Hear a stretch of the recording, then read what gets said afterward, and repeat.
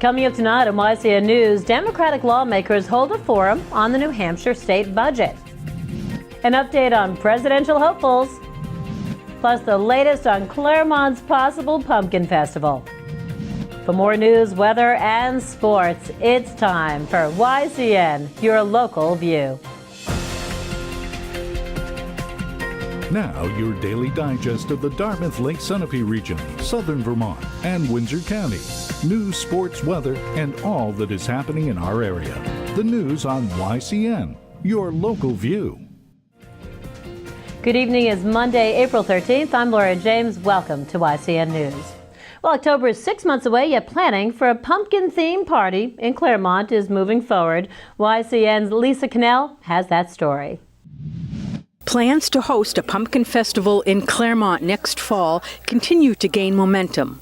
Led by Michael Charest, a founder of the civic group Concerned Citizens of Claremont, about 15 people met Saturday morning to talk all things pumpkin. Many topics were on the table at Trinity Episcopal Church, site of the meeting, from getting city departments on board and lining up sponsors to buying the pumpkins to be carved to securing resident support. Many ideas were presented. Charest facilitated the meeting, writing ideas down on an easel board in the church's kitchen. One idea included what to call the festival. Will it be the Claremont Pumpkin Festival or the Cheshire-Sullivan County Pumpkin Festival? Meeting attendees know they have to work together with purpose and direction to pull this off.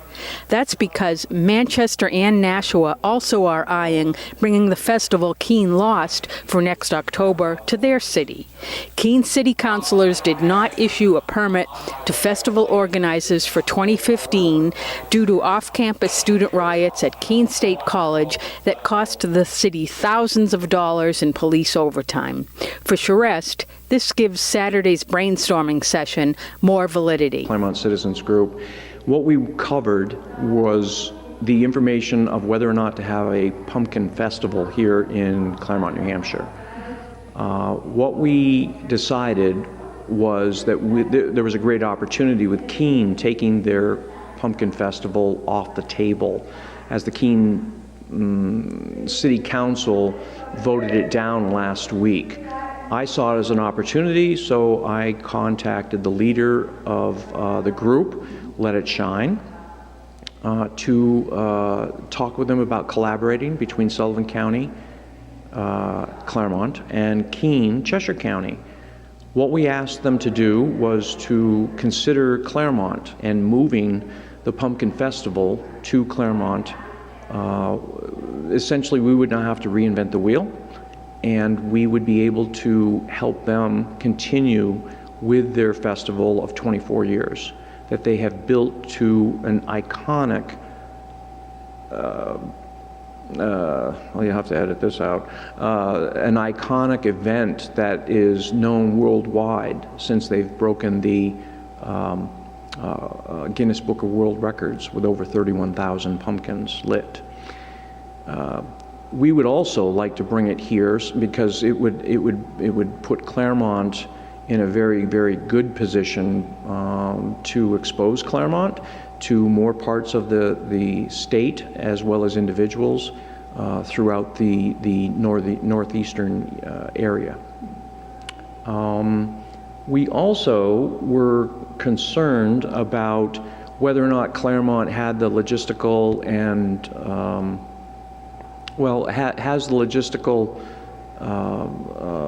wherewithal to take over an event of this size where 40 to 60,000 people come into town over the period of a day or two. We resoundingly decided that we can, and if the Pumpkin Festival Committee and Let It Shine, who is the group in Keene, will bring it here, then the problem is solved. We don't have to reinvent the wheel, we don't have to learn, we can learn from them. Or do we go ahead and do our own pumpkin festival? It was resoundingly made clear that that is what we're going to do. So we will have our own pumpkin festival in Claremont. There'll be another meeting on Saturday, also at Trinity Episcopal Church, to shore up ideas discussed last weekend by Charest and other Sullivan County residents. For YCN News, I'm Lisa Connell. Will Keens lost, the Claremont's gain? We'll let you know as YCN News continues to follow this story. Also in Sullivan County News tomorrow night, the region's Democratic lawmakers will host a forum on the New Hampshire state budget. That according to the e-ticker News of Claremont. 4 area legislators, John Cloutier of Claremont, Sue Gottling of Sunapee, Susan Almy of Lebanon, and State Senator David Pierce, also of Lebanon, will take questions from the audience. No question is off the table, starting at 7 p.m. at the Sugar River Valley Regional Technical Center in Claremont. Any citizen is encouraged to attend. The state budget is now in the Senate under review. Over the last several weeks, House members trimmed the spending budget proposed by Governor Maggie Hassan to $11.2 billion. If you'd like to ask the lawmakers a question and cannot attend tomorrow night's meeting, you can submit your question or concern via email. The online address is sullivancounty.democrats@gmail.com. And speaking of politics, candidates seeking the nation's highest elected office continue to come forward. Yesterday, former U.S. Secretary of State Hillary Rodham Clinton announced she is running for president in 2016. Also a former U.S. Senator from New York, Clinton is the first Democrat to officially announce a run for president.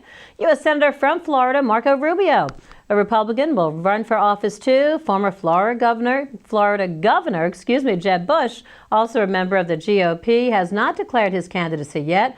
Bush has formed an exploratory committee as he may keep an eye on that run for president. U.S. Senator from Vermont, Bernie Sanders, an independent, says he will decide by or on April 30th if he will seek the presidential nomination too.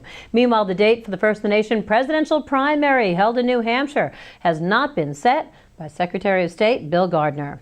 Turning to Vermont state news now, Governor Peter Shumlin today appointed a new member to the state's Economic Progress Council.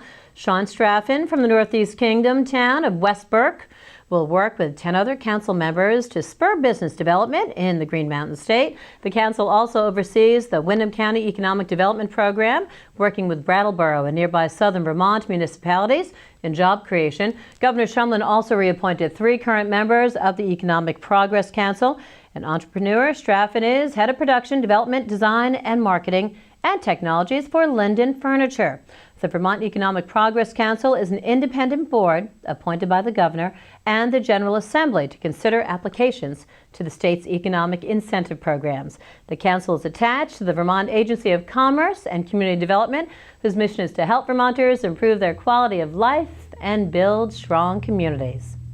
Well, coming up next on YCN News, Newport, New Hampshire has a new school district chair, and the Ivy League rivalries are heating up for Dartmouth baseball and softball. And the weather is spring-like indeed. We'll have details all when YCN News returns. The YCN News continues in a moment. Welcome back to YCN News. I'm Laura James. There's some breaking news regarding a Dartmouth College fraternity. The Alpha Delta fraternity may be de-recognized. That according to the Valley News. A college judicial committee is recommending the fraternity be no longer recognized as a student organization after reports that the frat members branded as a cattleman would brand a steer their bodies. An attorney for the fraternity says the branding was voluntary. YCN News will update you on this story as more news becomes available.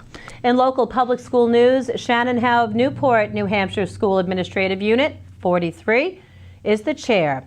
SAU 43 serves Newport and Croydon. For the past year, Howe has served as vice chair of the SAU 43 board. Ann Spencer, also of Newport, was elected by other board members to be vice chairman. Treasurer will be Angie Bolio of Croydon, and Deanna Armstrong of Newport will serve as secretary. In other Vermont news, state officials may roll out a campaign to recruit more emergency medical responders. That according to Vermont Public Radio. Dialing 911 remains the way most people get help in an emergency. A survey shows that many of the EMS staffs across Vermont are not fully staffed. Director of Public Health Preparedness tells VPR volunteers are needed to fill this urgent need. YCN News will follow the story as it develops. Well, coming up next on YCN News, the Scholars Symposium was held at Colby Sawyer College. We'll have an interview about that, plus a really nice forecast with Mike Pizzone when YCN News returns. The YCN News continues in a moment. Welcome back to YCN News. I'm Mike Pizzone. Well, the weather's finally starting to catch up with the season, and I'm happy to say it looks like there's no turning back from here. Temperatures will drop to about 42 degrees tonight, with a 70% chance of showers late in the evening. Those showers will taper off in the early morning hours tomorrow, with skies gradually clearing throughout the morning until we reach a high of near 63 degrees. Skies will remain clear tomorrow evening with a low of 37, and Wednesday will be equally as clear with sunny skies and a high of about 55 degrees. Now let's take a look at the community calendar to see what's going on in the area. A seniors game night will be held tomorrow from 6 to 9 p.m. at the Claremont Senior Center off Maple Avenue in Claremont, New Hampshire. The event is open to anyone ages 50 or older, whether you're a member of the senior center or not. A free community lunch will be held Wednesday from 11:30 a.m. to 12:30 p.m. at the First Congregational United Church of Christ on Main Street in Springfield, Vermont. The menu includes baked ziti, garlic bread, salad, fruit, and cookies. There's no takeout and all are welcome to attend. Bingo night will be held tomorrow at 6:30 p.m. at the Charlestown VFW Post Hall on Lovers Lane Road in Charlestown, New Hampshire. Food and soft drinks will be available. The Hall's bingo nights are the primary fundraisers for scholarships and various community donations. Well, it was a big weekend for a couple Dartmouth College teams as both the baseball and softball programs came away with a pair of wins over Ivy League rival Yale on Sunday. The softball team was nothing short of dominant in its 2 wins over the Bulldogs as senior Kristen Rumley and junior Morgan McClellan allowed just 7 combined hits in 14 innings of work. Rumley struck out 5 in the Big Green's 8-0 win in Game 1, while McClellan planned 10 in Dartmouth's 7-0 victory in the nightcap. Dartmouth is now 18-13 overall and 11-1 in Ivy League play. And it was all about pitching on the baseball diamond as well, as junior hurler Duncan Robinson surrendered 3 hits in the Big Green's 7-0 win over Yale in Game 1. Game 2 was a bit more tightly contested, but freshman pitcher Patrick Peterson came up big when his team needed him most, stranding the potential tying run on second with his game-ending strikeout in the bottom of the 9th inning of Dartmouth's 3-2 victory. The Big Green is now 10-19 overall and 8-4 in the Ivy League. The Dartmouth men's lacrosse team wasn't quite as successful, however, falling to 3-6 on the season after its 16-5 loss to Princeton on Saturday. The Big Green took a quick 1-0 lead when senior Adam Fishman found the back of the net less than 2 minutes into the opening quarter, but Princeton answered with 3 straight scores before Fishman's second tally late in the first after a pair of nice passes cut the deficit to 3-2. Fishman added 2 more goals for Dartmouth, while junior Cam Lee added 1 on this deep shot midway through the third quarter. The Big Green will try and bounce back Tuesday when it travels to Newark, New Jersey to take on the New Jersey Institute of Technology.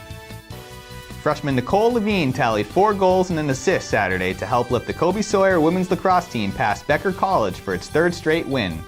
Carly Baker added 3 goals while Caitlin Weirdy netted 2. The Chargers are now 6-5 on the season and will travel to play Johnson State College Wednesday at 4 p.m. That does it for YCN Sports. I'm Mike Pizzone. Thank you so much, Mike. We'll have part 1 of YCN's Capital Connections John O'Connor's interview with the Executive Counselor from District 2 when YCN News continues. The YCN News continues in a moment.